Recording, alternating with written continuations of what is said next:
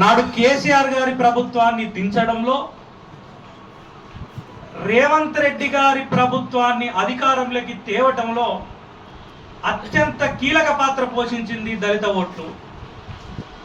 ఈ రాష్ట్రంలో 18 నుండి 20% ఉన్నటువంటి దళితులకు ఆనాడు హామీ ఇచ్చారు. చేవెళ్లలో ఆగస్టు 26, 2023 నాడు హామీ ఇచ్చారు. ఆ హామీ పేరు చేవెళ్ల ఎస్సీ ఎస్టీ డిక్లరేషన్. హామీ ఇచ్చి 3 ఏళ్లు ఈనాటికి దాటిపోయినా కూడా హామీ ఎందుకు అమలు చేయడం లేదో, మీ నిధులు మా వాడళ్ళకి ఎందుకు చేరడం లేదో, దళితులే కదా వీళ్ళకి ఇచ్చిన హామీలు అమలు చేయకున్నా ఏం కాదు అని నిర్లక్ష్యం ఏమన్న ప్రభుత్వానికి ఉన్నదో సమాధానం చెప్పాలని రాష్ట్ర ప్రభుత్వాన్ని మాదిగ కుల దండోర్ తరఫున డిమాండ్ చేస్తున్నాం.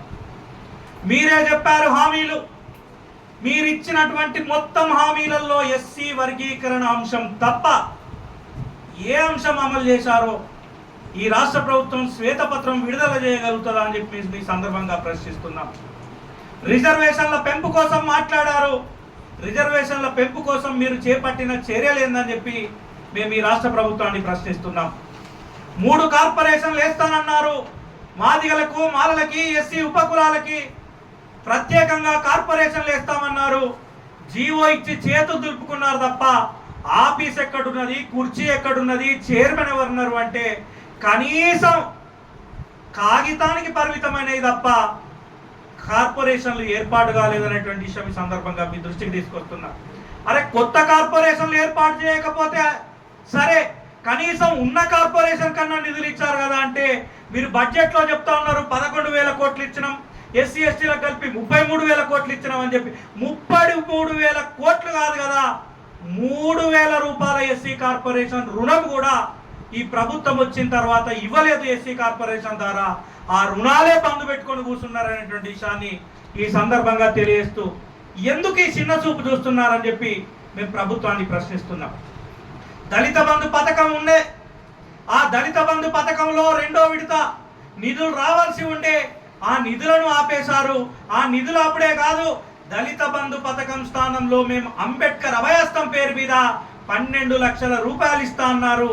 మేము అడుగుతా ఉన్నాం ఇలా కాంగ్రెస్ పార్టీని, 12 లక్షల రూపాయలు 12 మందికైనా ఇచ్చిండ్రా అని అడుగుతున్నాం.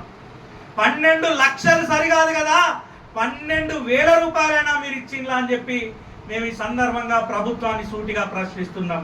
అంటే దళితులు అంటే లెక్కలేని తనం ఉన్నదా ఈ ప్రభుత్వానికని మేము ఈ సందర్భంగా ప్రభుత్వాన్ని డిమాండ్ చేస్తున్నాం. ఇకపోతే గత ప్రభుత్వం దళితులకు ఇచ్చిన అసైన్ భూములను డంపింగ్ యార్డ్ల పేరు మీద, పల్లె ప్రకృతి వనాల పేరు మీద, శ్మశాన వాటికల పేరు మీద గుంజుకున్నది. మేము అధికారంలోకి వస్తే అసైన్డ్ భూములన్నిటికీ యాజమాన్య హక్కులు ఇస్తాం, గత ప్రభుత్వం గుంజుకున్న భూములను కూడా తిరిగిస్తామని చెప్పి మీరు ఆ రోజు హామీ ఇచ్చారు. హామీని నమ్మి మేము ఓట్లేసాం. మరి అసైన్డ్ భూమి హక్కుదారులకు యాజమాన్య హక్కులు కల్పించారా అని చెప్పి మేము ఈ సందర్భంగా ప్రభుత్వాన్ని అడుగుతున్నాం. మీరు హక్కులు కల్పించే మాట అటు ఇడిచిపెడితే మీ ప్రభుత్వ పథకాలకి ఏ అవసరం వచ్చినా గత ప్రభుత్వం అవలంబించినటువంటి వైఖరిని మీరు కూడా అవలంబిస్తున్నారు కదా అని చెప్పి ఈ సందర్భంగా మేము తెలియజేస్తూ, వెంటనే అసైన్డ్ హక్కుదారులకు యాజమాన్య హక్కులు కల్పించాలని చెప్పి సందర్భంగా డిమాండ్ చేస్తున్నాం. ఇక 4వ అంశం, ఈ రాష్ట్రంలో లెదర్ పార్క్ భూములు ఉన్నాయి. నిజామాబాద్ జిల్లా ఆర్మూర్లో, కరీంనగర్ జిల్లా జమ్మికుంటలో, చొప్పదండిలో, స్టేషన్ గన్పూర్లో, ఖమ్మం జిల్లా మల్లెమడుగులో, పోలేపల్లిలో, మహబూబ్నగర్ జిల్లా, నాగర్ కర్నూలు జిల్లా జిన్కుంటలో భూములున్నాయి. ఆ భూములకు రక్షణ లేకుండా పోయింది.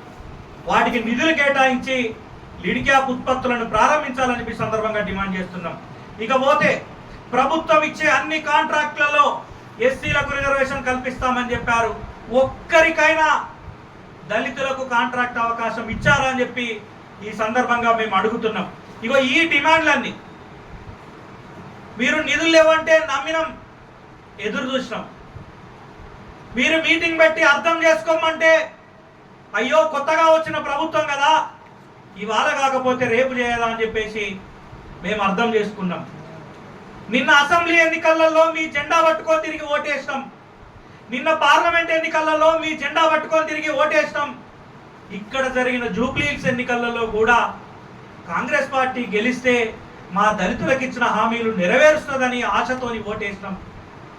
మరి మీరు ఇచ్చిన హామీ 3 ఏళ్ళు దాటిపోయింది కదా, 3 ఏళ్ల తర్వాతనైనా హామీ నిలబెట్టుకునే ప్రయత్నం చేస్తారా, నమ్మించి గొంతు కోస్తారా అని చెప్పి ఈ సందర్భంగా ప్రభుత్వాన్ని ప్రశ్నిస్తున్నాం. అయితే ఇప్పటికే తొందరపడడం మేం లేదు. ఇగో ఇవాళ ఆగస్టు 26 మీరు హామీ ఇచ్చిన రోజు, మీరు అధికారంలోకి వచ్చిన రోజు డిసెంబర్ 7. హామీ ఇచ్చిన రోజు నుండి అధికారంలోకి వచ్చిన రోజు వరకు డిసెంబర్ 7 వరకు ఎక్కరాని గడప దళితులుగా మేము ఎక్కుతాం, మిమ్మల్ని అందరినీ మొక్కుతాం. ఎందుకు ఈ హామీలు అమలు చేయాలని డిసెంబర్ 7 వరకు ఎదురు చూస్తాం. ఒకవేళ డిసెంబర్ 7 వరకు ఈ హామీలు కనుక అమలు కాకపోతే, మీరు ఇచ్చిన మాట కనుక నిలబెట్టుకోకపోతే తిరుగుబాటు వస్తుంది. ఆ తిరుగుబాటు ఎంత దూరమైనా వెళ్తుంది అనేటువంటి విషయాన్ని మీరు గమనించాలి. ఎందుకంటే గత ఎన్నికలలో 5,000 ఓట్లతోని ఓడిపోయిన స్థానాలు 13 స్థానాలు ఉన్నాయి. కేవలం 5,000 ఓట్లతోనే. దళితుల ఓటు బ్యాంకు 18%, దాంట్లో మాదిగల ఓటు బ్యాంకు సరాసరి ప్రతి నియోజకవర్గంలో 15,000 నుంచి స్టార్ట్ అయితే 70,000 ఓటు బ్యాంకు వరకు ఉన్నటువంటి నియోజకవర్గాలు కూడా ఉన్నాయి. కాబట్టి దళితులను విస్మరిస్తే అసంతృప్తిగా ఉన్న దళితులు తిరుగుబాటు చేస్తారు. ఆ తిరుగుబాటుకు మొదటి మూల్యం ఈ దళిత జాతి నుండి కెప్టెన్సీ వహిస్తున్నటువంటి మల్లుబట్టి విక్రమార్క గారి మీదనే పడుతుంది. ఎందుకంటే మీరు మా జాతి రిప్రజెంటర్, ఎస్సీ రిజర్వేషన్లో గెలిచారు. ఎస్సీలకు దళితులకు ప్రాధాన్యత వహిస్తూ ప్రాతినిధ్యం వహిస్తూ ఉప ముఖ్యమంత్రిగా ఉన్నారు.